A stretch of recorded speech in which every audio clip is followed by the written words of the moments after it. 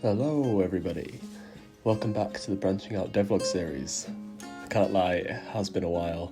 This is episode 4, and as you can imagine, in the last year or so, there's loads to update you on. Let's go.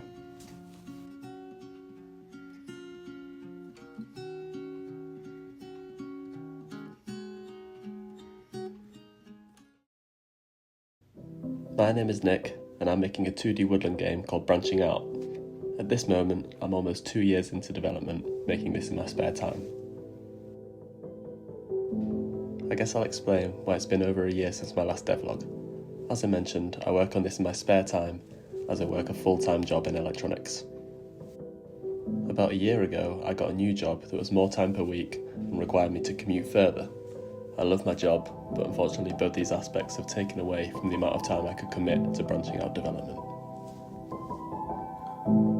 However, I'm still so passionate about this game. I still love it when people ask when the next vlog is coming out. I still want to finish this project and release it for everyone to play. So with that being said, let's get into the updates.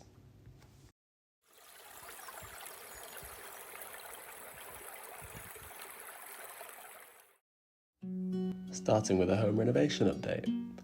I've been trying to embody the game's spirit in my real life, starting with the backyard of my terraced house.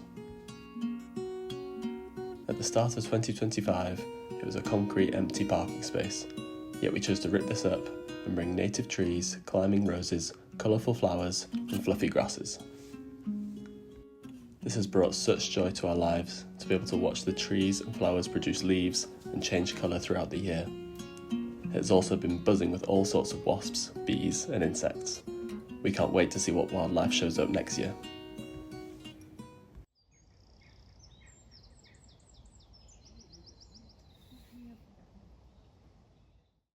Back to the game. At the end of the last devlog, I'd just started working on a pruning mechanic, which will allow you to cut back and remove invasive non-native species from your plot of land.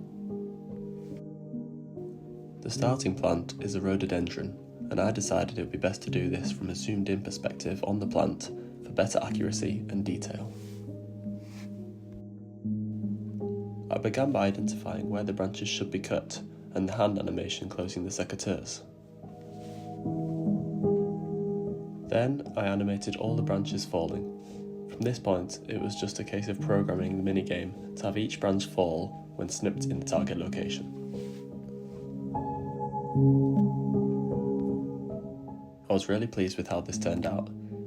Next steps for the pruning mechanic will be the ability to remove the stump and the roots, and taking it all away in a wheelbarrow for safe removal.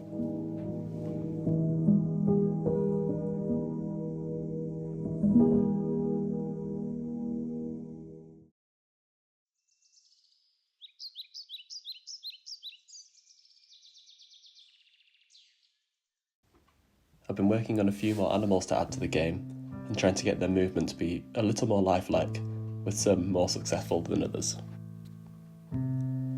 First off was making the sheep move properly. They have two states, grazing or not grazing. They will start grazing if Cherin does not disturb them. If Cherin goes near, they will stop and look up and start walking away. If Cherin gets really close, they'll have to run away.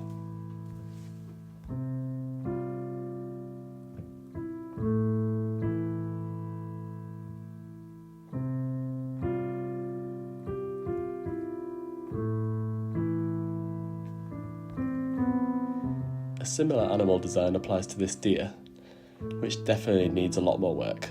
I'm not quite happy with how they look, and definitely not yet happy with their leg movements when they walk.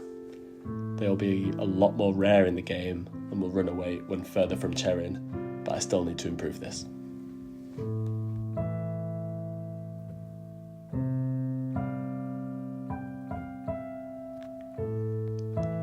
My favourite addition so far has been the rooks. They're programmed to walk around on the ground until Cherin approaches, at which they'll fly into the nearest position on a tree. If that position is taken by another bird by the time they get there, they will fly to the next available position. I really enjoyed working on this and actually love the results so far. Next steps will be how and when they return to ground and any other behaviours.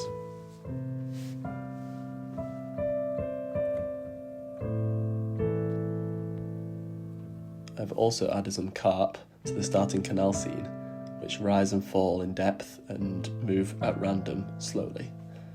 This also needs refining, but I'm happy with how it's coming along.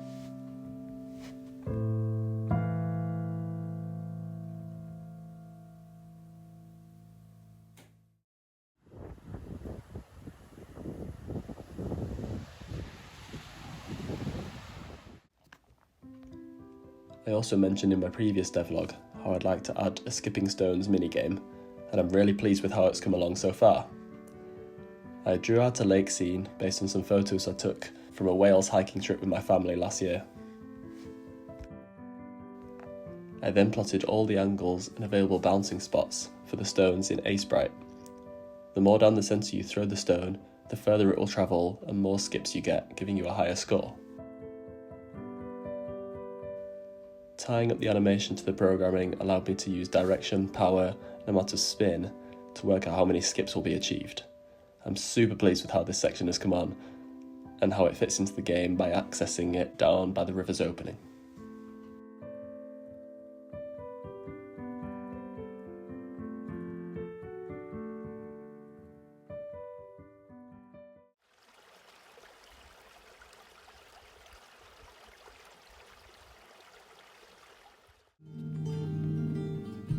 So far, I've been making the game based on skills and functionality, building my way up.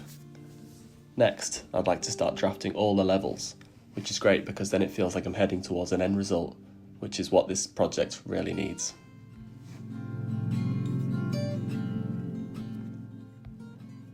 I've already started on the first few, and it's so different to what I've done so far, adding dialogue, staging, timing, and crafting a succinct storyline from the beginning.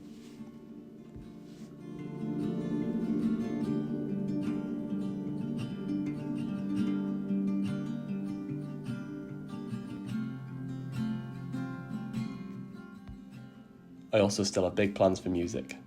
I've been recording myself play a few sections I like, but next I'd like to stitch them together into more game music.